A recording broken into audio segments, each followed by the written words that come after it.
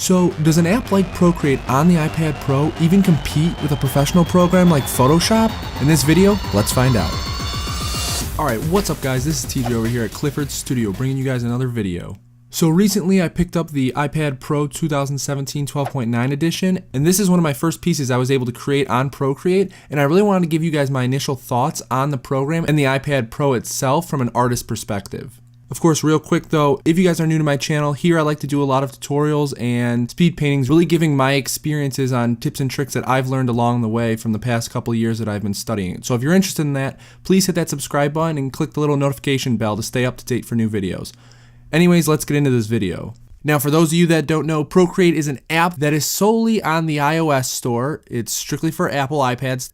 And there are a lot of benefits to this, and I'll touch on those in the video itself, but the real reason that I love it is that it's just optimized so well, and you're gonna hear more about this coming up. So this is my first piece I've ever done on the iPad and in Procreate. So today, like I said before, I really just wanna discuss my initial thoughts on the product itself.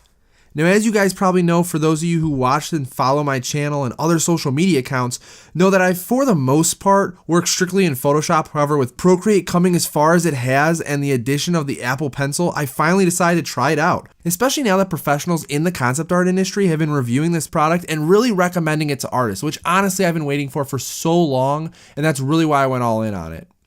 So just a little bit of background before hopping into the app. This iPad that I'm working on is the 2017 12.9-inch iPad Pro, which has the True Tone display and the 120 Hz refresh rate.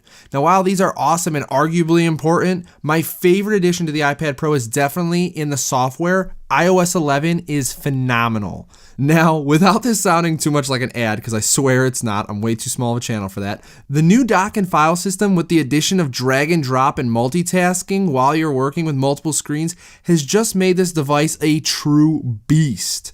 Not to mention, I haven't used a more professional and portable device. So my short answer for those of you who are like, so come on TJ, just get to the point. I really like it. However, there are some pretty big improvements that still need to be made and I would love to see in future updates because the app still falls a little short on certain parts. However, not everything is perfect and this product does things that Photoshop just can't even handle sometimes. And I'll speak more to that on why having this app optimized for the iPad Pro is so beneficial. All right, so let's start out with what I really like about this. First off, it's a true painting app, which for me is perfect. Not to mention the amount of custom brushes that are in this app to start are phenomenal.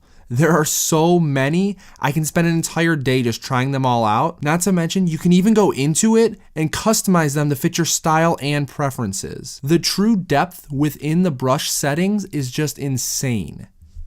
Now, the reason I love this so much is because I'm really not a custom brush maker.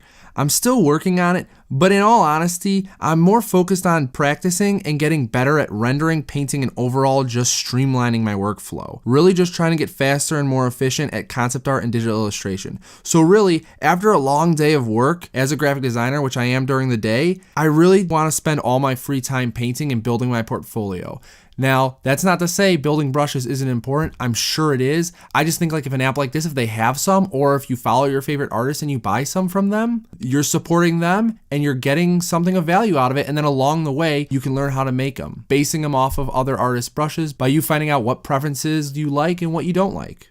Now moving on to the next thing I love. When I mentioned that part about streamlining my process, well, this program definitely encourages that. Normally, I'm always heavily relying on line work, especially in Photoshop, and in this piece, I really just painted all of the details on top of my already painted work, not using line work, and it really helped minimize the amount of time I spent working around line work. Now, yes, I could do this in Photoshop, but bringing myself out of my element and out of my comfort zone with this really helped, and since I was already uncomfortable and kind of foreign to the app, I figured I might as well keep going with it, right? When you're set into something like Photoshop and you have your way and you're getting faster at it, you don't really want to take a step back and slow yourself down. But when you're already slow because you're in a new application, this is a great time to practice. And I definitely learned a lot in this, and I'm gonna take it back to when I go back to Photoshop. And for any of you guys trying it, I would do the same thing.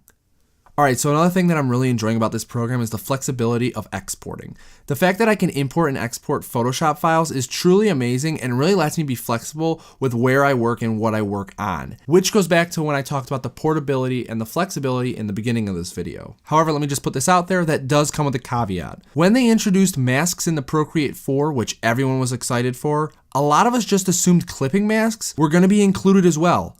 Unfortunately, I'm here to say it hasn't yet, which is a bit disappointing, but I'll get more into that when I talk about ways to improve the app later in this video. But going back to exporting capabilities, one thing I've absolutely fallen in love with is the fact that Procreate records your brushstrokes and can put together a time-lapse video for you without even needing you to do anything. I can't even begin to tell you how beneficial this is for me.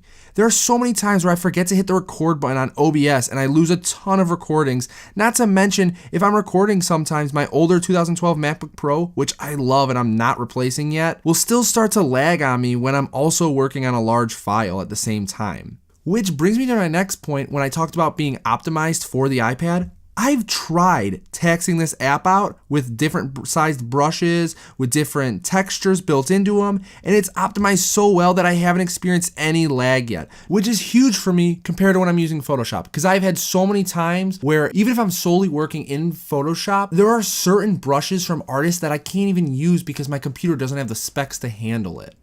So as I said, these are my initial thoughts, and there are a few more points I could go over, but honestly, for right now, I want to get into the things that could make this app better. However, real quick though, leave a comment about what you really enjoy about this app, and I'll definitely be checking out the comments and writing back to see if I've tried any of them and what I've thought of them. So now getting into the cons of this app.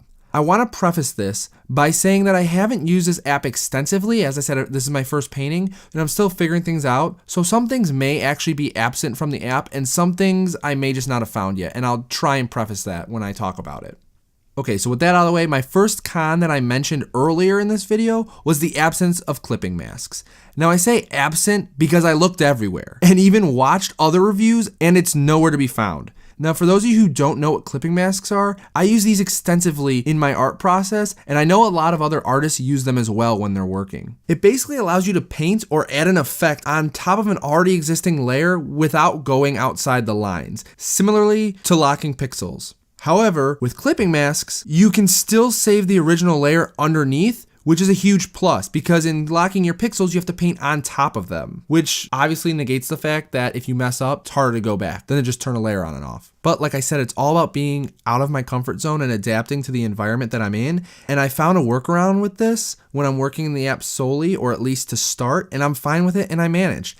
However, because I use clipping masks in Photoshop, this really takes a toll on me when I import raw files into Procreate, and it really just messes me up. So I have to flatten the files after duplicating them to get them to import correctly and work properly. And that's kind of an unfortunate thing because I was really hoping this would be hashed out when they talked about introducing masks.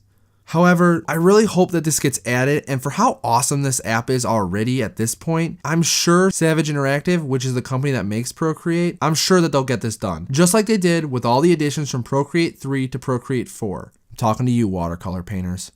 Alright, so con number 2. And this one, I'm honestly not sure if I just haven't found it yet and it's actually in the app or it's absent. But basically, I haven't figured out a way to get my pen pressure to adjust to brush size.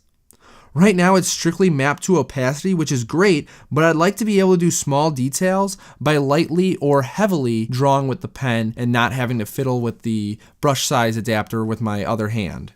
But like I said, I could just be missing this, so I'll probably watch some YouTube videos and watch some other artists to see if they've done it. Like I said, this is initial thoughts, so I got some more research to do. But if you're watching this video and you know about it, let me know in the comments because I'll be forever thankful. Okay, so on to my final con for improvement that I'd like to see. This one is actually towards the iPad itself and not Procreate. In regards to the Apple Pencil, I'd love to see a right-click button to map to a function or a feature in this app and others. I really like the stylus so far. It's beautiful, it's well balanced, it's clean and elegant, minimalist, it's Apple, I like it. But sometimes I really miss having that quick shortcut key like you find on Wacom Stylus and other brands. But at the same time, I understand, as like I said, I'm a graphic designer, I understand it. I know that Apple enjoys that clean, minimalist look, so maybe they can add a touch bar slider to the side, almost like they did with the touch bar on the new MacBook Pros. I would love to see something like this built into the Apple Pencil for quickly adjusting, say, your brush size or the opacity on the go, or even for adding a new layer or using a color picker. Whatever you program to it would be a great way to get that quick shortcut key without adding too much bulk to the pencil. Alright guys, so that's all I got for you here today. Hope you guys enjoyed this Star-Lord painting. If you did, please hit that like button. I really appreciate it. And if you want to see more pieces like this, please go ahead and hit that subscribe button. I love having you guys around. I love talking to you guys down in the comments. It means a lot. This is an awesome community we've built so far, and I'm loving every bit of it. For those of you that want to follow me on social media, I've linked my accounts down in the description below and as well at the end of this video.